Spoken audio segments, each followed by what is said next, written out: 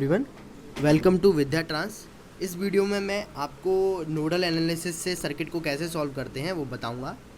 सबसे पहले कुछ हम लोग बेसिक देखते हैं। बेसिक में कई बार आप लोग फंस जाते हैं, तो बेसिक थोड़ा देख लेते हैं। मान लीजिए ये पॉइंट है ए और इसके बीच में एक रेजिस्टेंस लगा हुआ है आर, और ये पॉइंट है बी। इसमें मुझे करंट पूछी गई है, तो करंट क्या होगी, आई इक्वल टू पोटेंशियल डिफरेंस, यानी कि इस पॉइंट का पोटेंशियल मान लीजिए वी ए है और इस पॉइंट का पोटेंशियल वी वी है। तो करंट की वैल्यू जो होगी वो होगी V A minus V V upon R. Okay,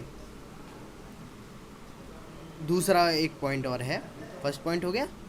second point, मान लीजिए ऐसे कोई बैटरी लगी हुई है बीच में, ये वी ए है और एक बैटरी हमने बीच में लगा दी हुई है, ये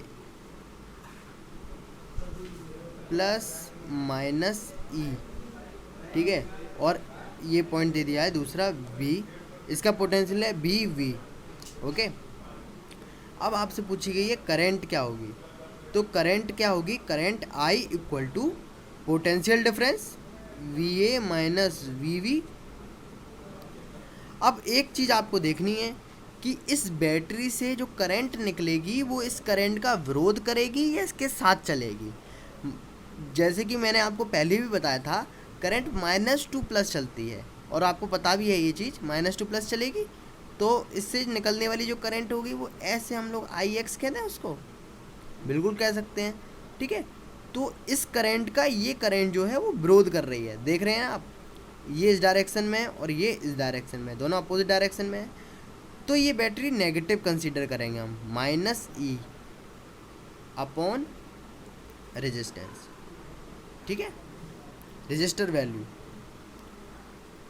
एक और थर्ड पॉइंट ले लेते हैं, एक और देख लीजिए। ये है पॉइंट ए, ये रेजिस्टेंस लगा हुआ है माइनस प्लस और बी, ठीक है, ये ई है। तो मैं इसमें करंट आई लिखूंगा, I equal to potential difference, इस पॉइंट का पोटेंशियल वी बी ए, इस पॉइंट का potential V B, V A minus V B. अब देखेंगे ये बैटरी सपोर्ट कर रही है या अपोज कर रही है। तो माइनस प्लस है, करंट ऐसे जाएगी, इस करंट की डायरेक्शन भी इसी डायरेक्शन में, ये भी इस डायरेक्शन में है, तो बैटरी कैसे करेंगे हम consider, positive upon resistance value. इतना क्लियर हो गया, बेसिक कॉन्सेप्ट क्लियर हुआ। चलिए एक और चीज़ आपको बताता हूँ, इसका आंसर आप देना। ये रेजिस्टेंस लगा हुआ है, ठीक है, ये ए है, ये बी है। करंट आई इक्वल टू दी है 5 एम्पियर, और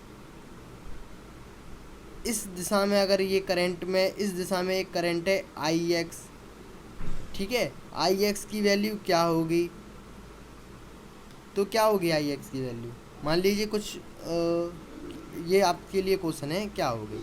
तो सिंपल सी बात है, करंट इस डायरेक्शन फ्लो कर रही है 5 एम्पियर, इस डायरेक्शन में अगर मैं इसकी डायरेक्शन चेंज कर दूं तो simply I X equal to -5 ampere, ठीक है, क्योंकि केवल डायरेक्शन का अंतर है, इसमें भी वही करंट फ्लो हो रही है जो इसमें करंट फ्लो हो रही है, केवल डायरेक्शन इस एरो की इस तरफ है और इसकी मैंने चेंज कर दी, तो ये 5 एम्पियर है, -5 एम्पियर होगा। तो इससे एक पॉइंट क्लियर होता है कि करंट नेगेटिव होने का मतलब केवल उसकी डायरेक्शन से है। करंट जैसे मैंने आई कुछ डायरेक्शन में मानी, मान लीजिए इस डायरेक्शन में मैंने करंट आई मानी, ठीक है, तो माइनस आई का मतलब केवल इतना है कि ये करंट इस दिशा में नहीं, इस दिशा में फ्लो हो रही है। क्लियर हो गया। चलिए क्वेश्चन आपको बताता हूँ कि सर्किट को कैसे सॉल्व करना है, ठीक है। ये दिया हुआ है सर्किट एक,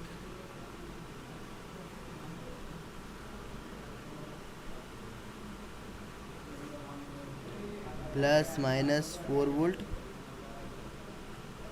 इस रेजिस्टेंस की वैल्यू है 1 ओम।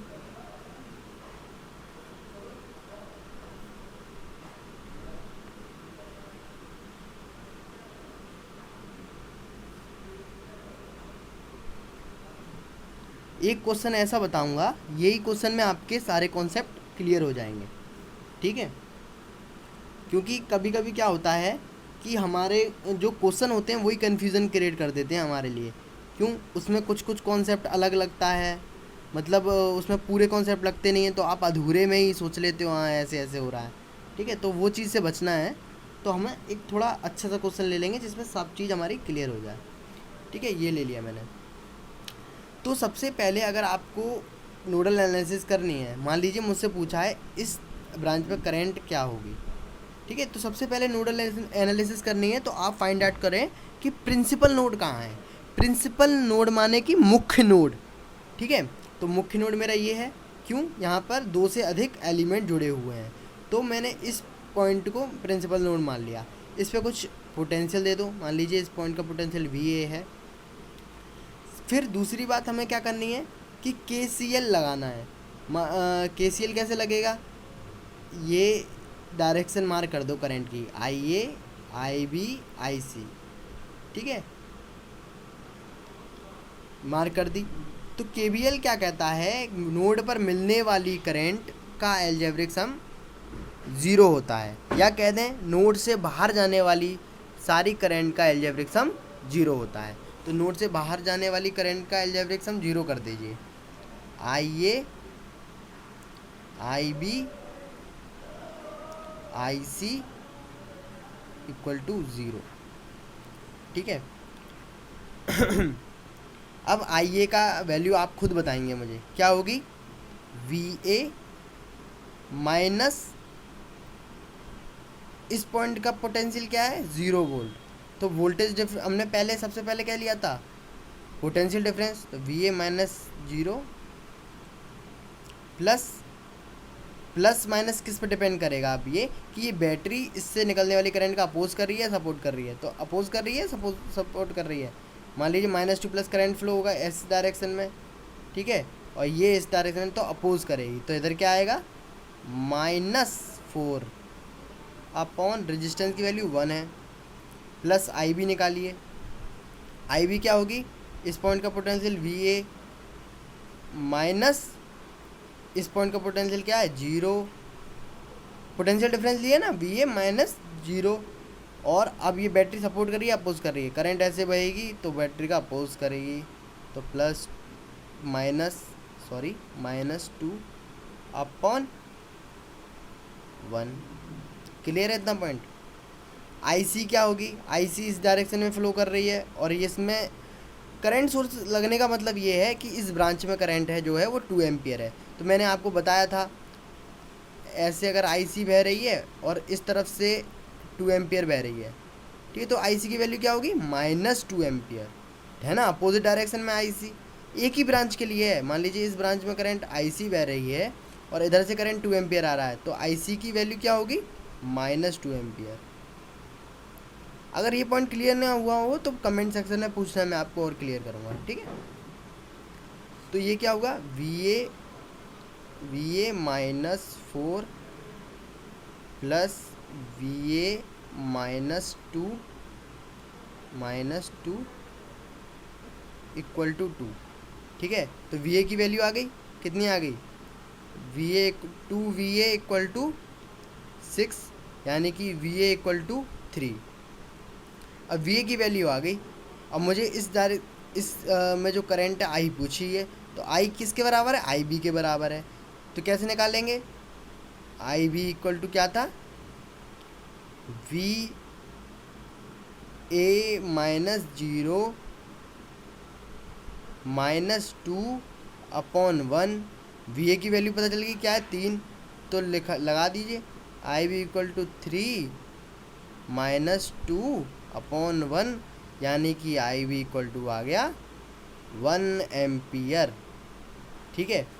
मुझे लग रहा है जब आपको करंट वाला चीज़ क्लियर नहीं होगी, तो अगर आपको क्लियर नहीं हो रही है कोई बात, तो कमेंट सेक्शन में पूछिए क्या है। वैसे मान लीजिए इस ब्रांच में करंट IC है और इस दूसरी डायरेक्शन में करंट की डायरेक्शन में 2 एम्पियर दी हुई है, तो उसका मतलब क्या है? IC -2 एम्पियर है। मान लीजिए ऐसे दी हुई है IC और इस ब्रांच में करंट 2 एम्पियर, दोनों एक ही डायरेक्शन में है, तो क्या करेंगे? IC equal to 2 ampere.